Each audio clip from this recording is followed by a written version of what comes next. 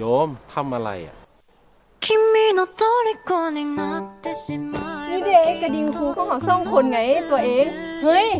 ล่วงเต็ง หลวงพี่ นู่มาเฮ็ดให้ความหักของเขาส่งคนยั่งยืนปานใดล่วงพี่สิคืนมา คนเราอ่ะต่างคนต่างมีหน้าที่ของตัวเอง โยมเป็นเจ้าของหัวใจอาตมา แต่ไม่ใช่เจ้าของชีวิตอาตมานะ แต่นู่หักล่วงพี่เด้อค่ะ ถ้าโยมรักอาตมาจริง โยมก็ต้องรอให้อาตมาศึกษาพระธรรมให้เสร็จก่อน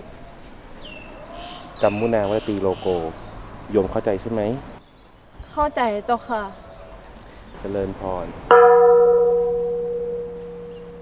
แล้วมือใดล่วงพี่สิซื้อคืนมาห้าหนู